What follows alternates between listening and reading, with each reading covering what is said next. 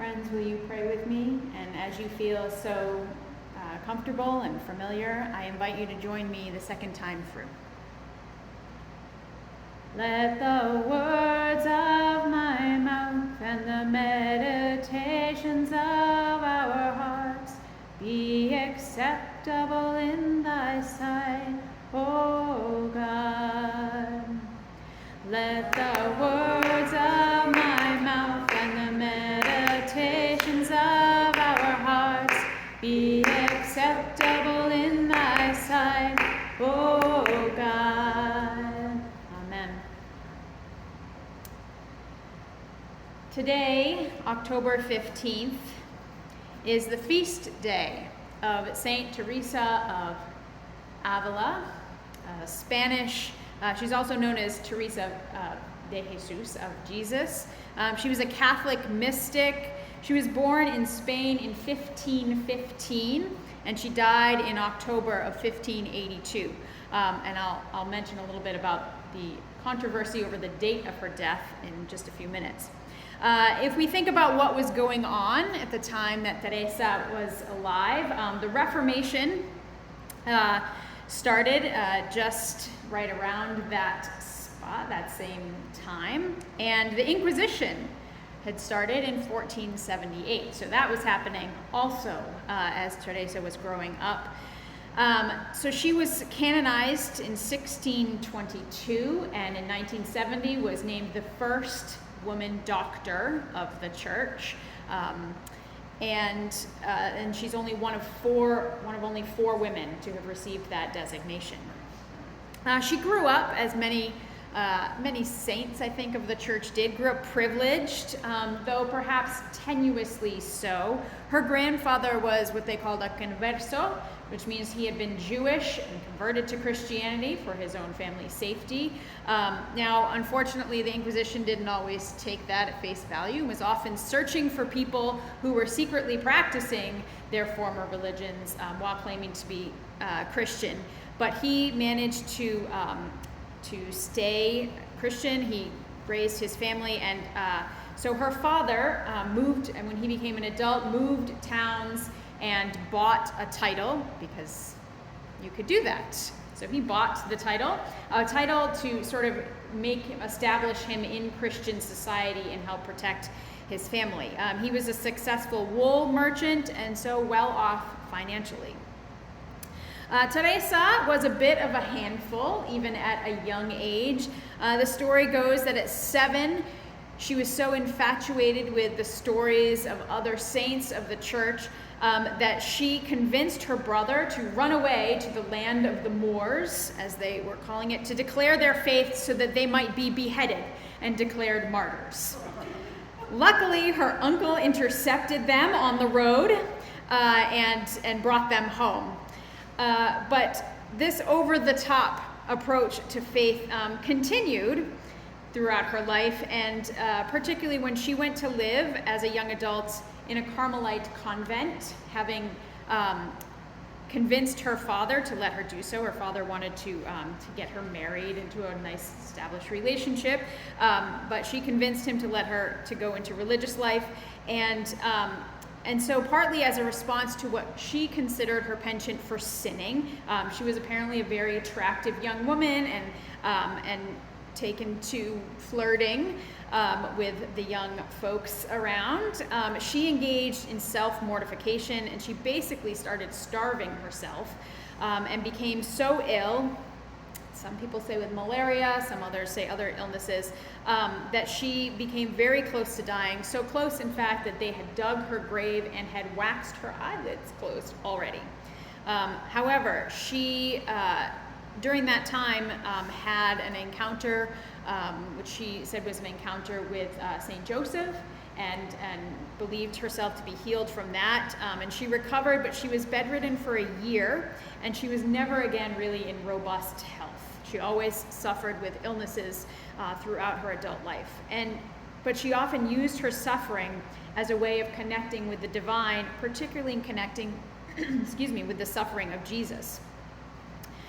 Teresa was known for her moments of spiritual ecstasy, which sometimes apparently involved levitation, and these embarrassed her. She didn't really like it at all, and she would ask the other sisters to hold her down during those moments, and kept repeatedly praying that God would not do these things in public. But because of her diligence in writing down all the things that happened to her, she has a fairly complete medical record for that time, and has drawn some interest from modern physicians. There are some theories that she might have been suffering from a form of epilepsy, but regardless of their origins, Teresa found these episodes embarrassing and really wished that was not a way of being a faithful person. As she approached her late 30s, Teresa became increasingly discontent with her covenant's laid-back approach to religious life. So this particular, so the Carmelites were sort of relaxed. There were lots of visitors, particularly well-to-do visitors, a lot of, just young people hanging out and being young people. And she didn't think that was really proper. So at 41, she decided to found her own convent, an attempt to reform the Carmelite practice and revert back to a more strict monastic life of poverty and devotion. And this was not really received well. You'd think it would be, okay, we're going to be more religious. But no, it was not received well by the society or by the religious authorities.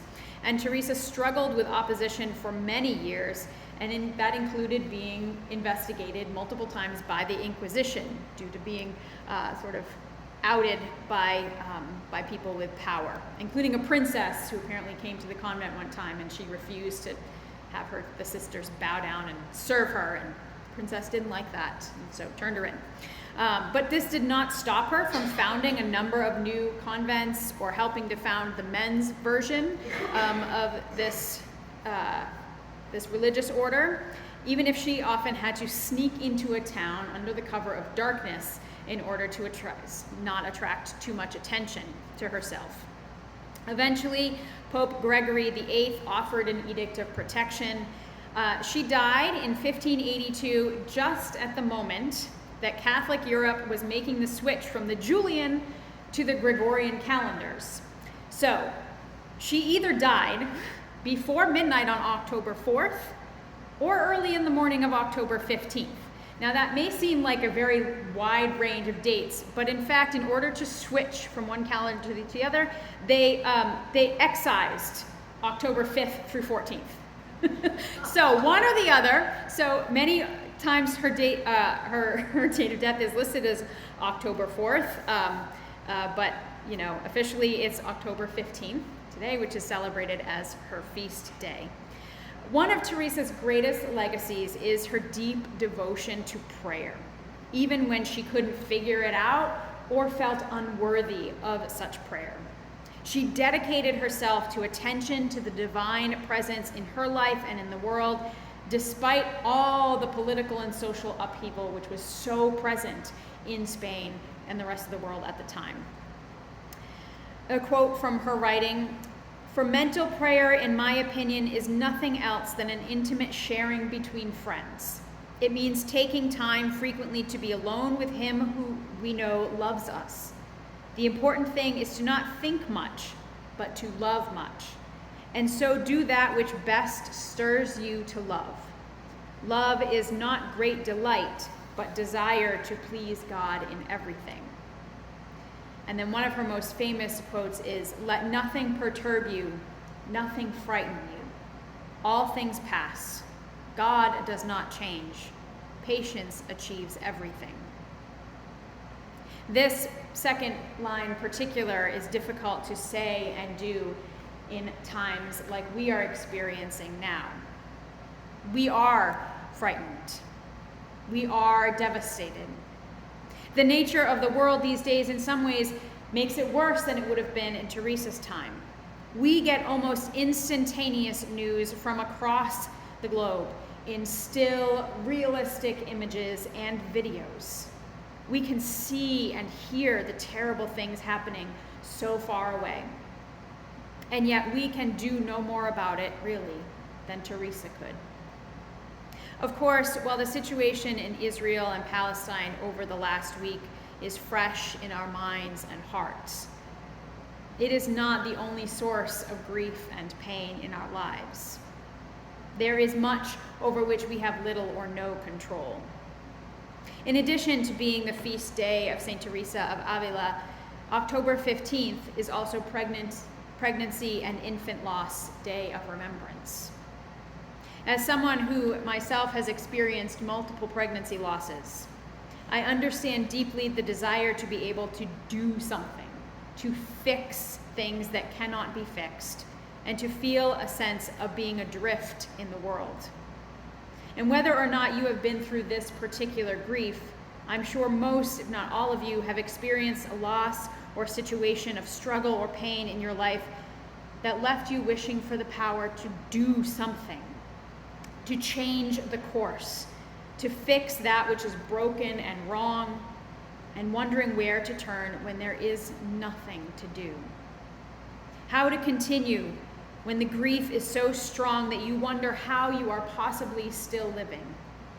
When the heartbreak on behalf of others is so great that you feel maybe a little guilty being happy or safe in your own life. The psalmist, too, has been there. The world in which this psalm was written was not one of safety or freedom from grief by any means. And yet these words that come out of safety, of faith, of security. Now, even as a clergy person and someone of deep faith, I hesitate sometimes to offer prayer as a solution. It seems often so pat and insufficient. I'll pray for you, sending thoughts and prayers, or offering the solution of just turn to God. And yet, there is something deeply reassuring about knowing God is there, even if our beliefs hold God as less of a fixer of all things than a lover of all. Those first words of that psalm, God is our refuge and strength, a very present help in trouble. Therefore we will not fear. Turning to God in these times, letting go of our overthinking and rationalizing and trying to figure it all out, and just allowing ourselves to dwell in the shelter of God's love. Well, there's something to be said for that. It can help us release our fears, because fear is rarely helpful. Fear shuts down our thinking and rationalizing in ways that can cause us to react rather than respond. And it renders us unable to perceive God's messages to us. Why else would every messenger from God begin by saying, "Fear not," or "Be not afraid"? God calls for us to come closer in these times. Here again, the words of St. Teresa with edits for gender. God so deeply longs for our love that God keeps calling us to come closer. For now, God's voice reaches us through words spoken by good people, through listening to spiritual talks and reading sacred literature. God calls to us in countless little ways all the time. Through illnesses and suffering, and through sorrow, God calls to us. Through a truth glimpsed fleetingly in a state of prayer, God calls to us. No matter how half-hearted such insights may be, God rejoices whenever we learn what God is trying to teach us. God's presence will not make the pain go away. The grief, the anguish will still be there. Our hearts will still be broken, as they should be, for it means we are opening them to love. But the steadfastness of God can wrap around us like a parent holding a troubled child, like the branches of a tree sheltering us from the weather. It is still present, this hurt, but it is more tolerable, and it doesn't overtake us or frighten us quite so much. I printed out in your bulletin on the insert the psalm so that you might take it with you this week, so that it might be a source of comfort and strength as we say the words over and over, as we write them on our hearts. It becomes less of something we have to seek out and learn and something that just comes to mind. God is our refuge and strength, an ever-present help in trouble. In a minute, after we take a few moments of silent reflection, we'll sing together the hymn that's printed on the back of that psalm from the Taizé community in France. And this hymn is based on St. Teresa's words. We'll sing it in Spanish. I'm going to really challenge you a little bit this morning. So here's how to pronounce it. Nada te turbe, nada te espante. Quien a Dios tiene, nada le falta. And then the last little phrase is solo Dios basta. So you'll see the English translation, but we're going to sing it in Spanish. I'll sing it through once Carol will play the organ with me quietly. And then, since it's very chant-like and we want to really get into it, we'll sing it together 3 times. And it's a repeat, so it goes twice is once. You'll get it. And I'm hoping that it will really bring us into a sort of state of contemplation and peace as the words move beyond our heads and into our hearts. Let nothing perturb you, nothing frighten you. All things pass. God does not change. Let us take a few moments of silent reflection.